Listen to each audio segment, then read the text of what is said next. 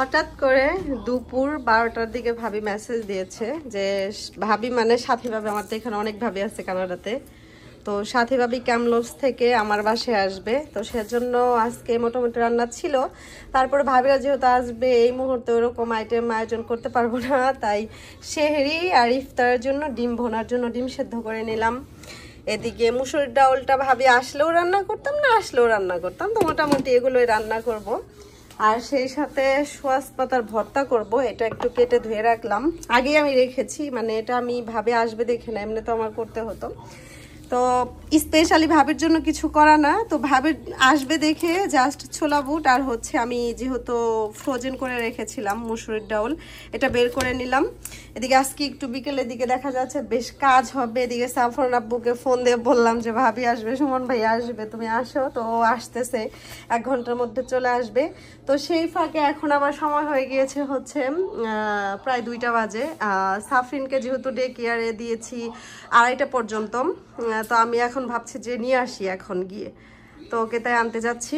তো এখন বের হচ্ছি, তো বাসা থেকে বের হয়ে গেলাম, এখন আর লিফটে যাব না, লিফটের জন্য অপেক্ষা করতে হবে, সিঁড়ি বেরিয়ে যেতে হবে, যত তাড়াতাড়ি আমি সাফরিনকে আনতে পারি।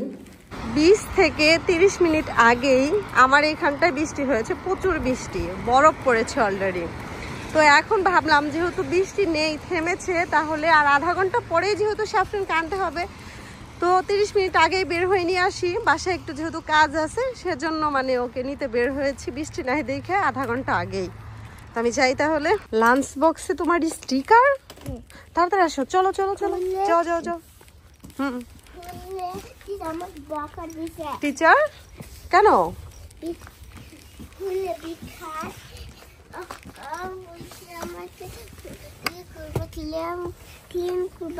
ও ক্লিন করতে বলছে, এটা বকা না তো, এটা শাসন করছে তোমাকে ম্যাডাম।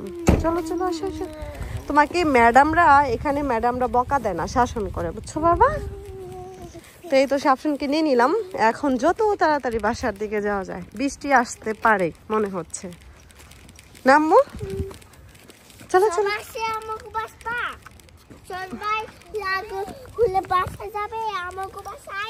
হ্যাঁ সামিহা আসবে, আসতেছে, ঠিক আছে চলো।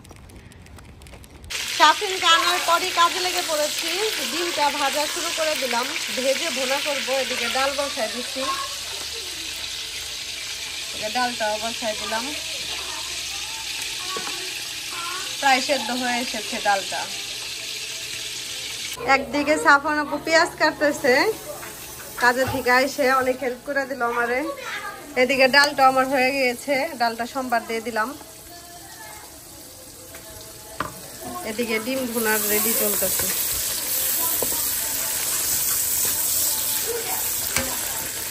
ছোলা আর বুটটাও রেডি করে নিলাম, হয়ে গিয়েছে, এখন নামিয়ে নেব।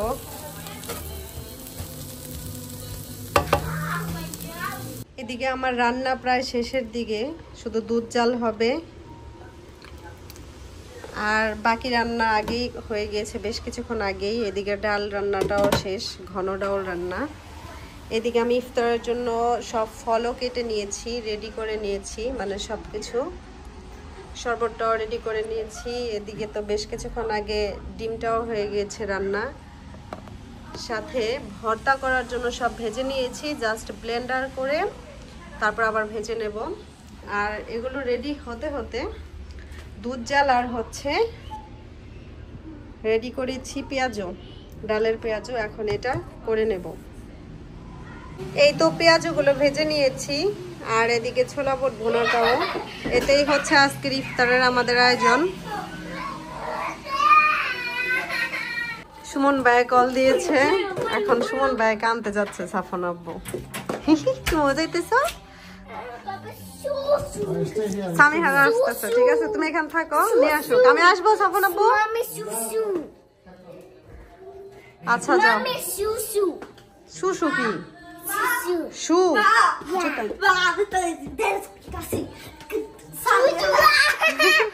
সামিহা আসবে দেখে সাফন ডান্স করতেছে খুশিতে। এই যে আমাদের মেহমান চলে এসেছে, সাথী ভাবি, সুমন ভাইয়া, সাথী ভাবির ছেলে নোমান।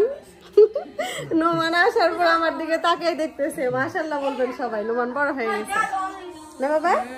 আপনি বড় হয়ে গেছেন? হ্যাঁ, আমি পুরাই তো এখন ফেস আলাদা, না সুমন ভাই না সাথী ভাবি। হ্যাঁ, কানাডিয়ান এসে সাথী ভাবি এখানে। আপনি কাঁদতেছেন? একদম পারফেক্ট টাইমে আসছে, ইফতারের সময় হয়ে গেছে, এখন আমরা সবাই ইফতারি করবো। সাথী ভাবি বসেন। এখন হচ্ছে মানে আমরা ভর্তাটা ভাজবো, ব্লেন্ড করা শেষ, তখন আপু ভাজতেছে। তুমি ভাজতেছো না? হ্যাঁ, তো সুমন ভাইয়ারা গল্প করতেছে, এদিকে আমরা এটা ব্লেন্ড করে ভাজা শুরু করে দিচ্ছি।